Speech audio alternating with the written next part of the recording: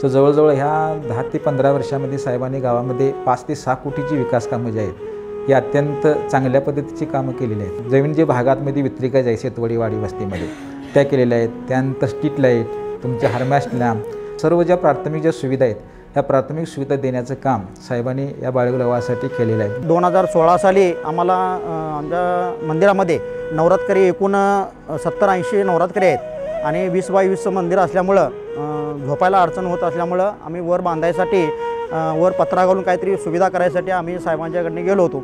मग साहेब म्हणाले पत्र कशाला घालता, वरचा हॉलच आम्ही संस्कृती हॉलमध्ये मी बांधून देतो, तुम्ही त्या आरामशीर त्यामध्ये राहा आणि सांगितल्यानंतर मग आम्ही परत आलो। त्याने दुसऱ्या आठवड्यात लगेच कामकाज चालू करून संस्कृती हॉल आम्हाला बांधून आम्हाला चांगल्या पद्धतीने त्यांनी सहकार्य केलं आहे। गेल्या या 5-7 वर्षामध्ये गावामध्ये जो विकास कामांचा धडाका होता साहेबांनी अतिशय चांगल्या पद्धतीने केला आहे। आमचे जे माळवाडीचे जे रस्ते झाले त्या माळवाडीवर अक्षरशः म्हणजे खड्ड्यात कुठं पाय पडतोय काय होतं आहे असं समजत नाही, पण आज रोजी जर माळवाडीवर जर गेले तर शहरात रस्ते नाहीत, अशा प्रकारचे दर्जेदार रस्ते आणि गटर झालेले आहेत। आणि जे शेतवडीतले जे लाईटचे काम अत्यंत महत्त्वाचं आणि प्रलंबित प्रश्न होता तो शेतवडीच्या लाईट लोकांना म्हणजे 24 तास लाईट देण्यासाठी साहेबांनी आम्हाला चांगल्या प्रकारचं सहकार्य केले।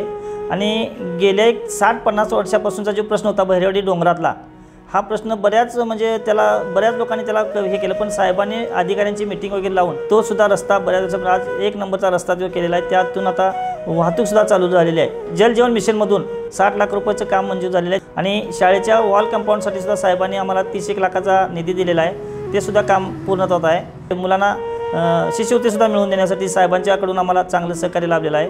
एकंदरीत नळाला येणारं जे पाणी होतं कमी प्रमाणात येत होतं आणि फेब्रुवारी नंतर नळाला 2 दिवसाआडान किंवा 3 दिवसाआडान पाणी यायचं। ह्या कागल तालुक्यामध्ये पहिला फिल्टर हाऊस जर्मन तंत्रज्ञानाचा आज घडला देखील तो चांगल्या पद्धतीनं चालू आहे।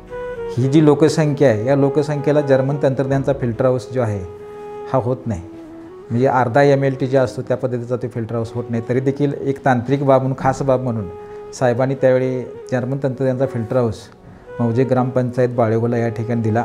साहेबांच्याकडे आम्ही पायी दिंडीसाठी काहीतरी सहकार्य मागण्यासाठी आम्ही गेलो होतो। पावसासाठी आम्हाला रेनकोट दिले। साहेबांचं आमच्याकडे लक्ष आहे आणि त्याच पद्धतीनं गावातल्या सुविधा त्यांनी चांगल्या पद्धतीनं आत्तापर्यंत केलेल्या आहेत। मी घानावलं पंधको, त्यामुळं माझं ऑपरेशन साहेबांनी केलेलं आहे आणि माझी पेन्शनी बी साहेबांनी केलेलं आहे, त्यामुळं आम्ही इकडं पण आम्ही साहेबाच्या पाठीमागं आम्ही राहणार। मुलींच्या लेजिम चालू करतेवेळी आम्हाला ड्रेससाठी थोडं आर्थिक सहाय्य कमी पडत होतं। आम्ही साहेबाकडे गेलो, साहेबांनी ते आर्थिक सहाय्य दिलंच, त्यानंतर त्याने हे पण सांगितलं की कधीही तुम्ही या, काय लागेल ते मागून न्या। त्यानंतर आम्ही मुलींना शिकवलं। सांगलीच्या ठिकाणी आम्ही 3 वेळा पहिला नंबर आणला।